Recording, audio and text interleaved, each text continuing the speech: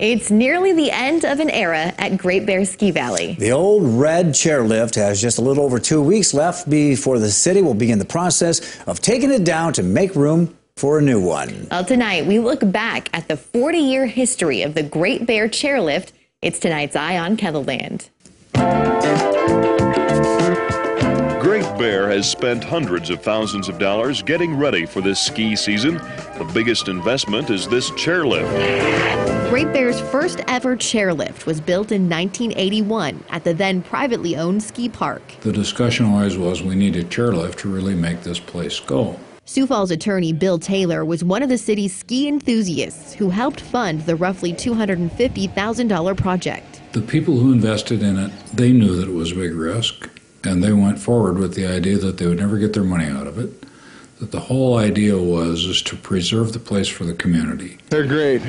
They've really done a super job. The community response was huge when the chairlift first opened, a vast improvement from the old rope totes. Everybody who'd ever been there knew that it was instead of wrecking your gloves with a rope tow, a chairlift was a modern way to go, and it was very nice. But I remember riding that chair, and I thought, wow, this is a lot better than the rope tows we had a few years ago. Dan Grider learned to ski at Great Bear in the 70s. I rode that chair for years and years and years. He's had decades of great memories with the old red chairlift. The man-made snow is great. But as general manager of Great Bear for the past 29 years, people have fallen off the chair, varying degrees of injuries. He also knows it's had some not-so-great moments. We've had to evacuate the chair. You do it one chair at a time with the ski patrol and the lift operators. It takes a long time, a lot of chilly people. Last year there wasn't very much on this, so it's just straight now. There's a whole bunch of ramps and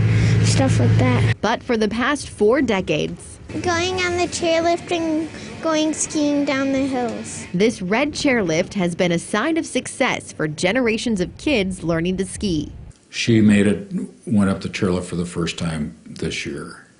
Huge moment for her. Taylor took his kids and now takes his grandkids up the lift almost every weekend. And it's kind of scary for kids the first time they do it because the chair is fast and that particular chair is old and comes around in a hurry and picks you up. A lot of people have joked that if you can ride this chairlift, you can ride any chairlift in the country. It's got that middle stem in the middle of the chair.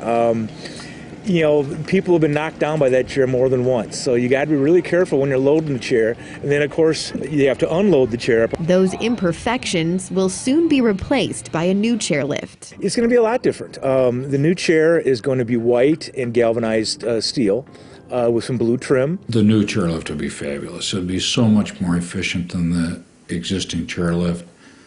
Easier to load, easier to unload, smoother. While there's a lot of excitement over the new lift, there's also some sadness in saying farewell to the old red chair. We had a lot of debate about that, about the color of the chairlift when it got built. And I think it came from the factory red, and I think that's just the way it turned out. So many memories in these great old chairs that many people don't want to let them go, and they may not have to. There's already some auction plans in the works that'll give some people a chance to take home a little piece of nostalgia. I believe there's going to be a public auction or salvage in the fall. You know, people want them at the lake cabin in their backyards, you know, on their decks. A lot of interest in getting a hold of these chairs.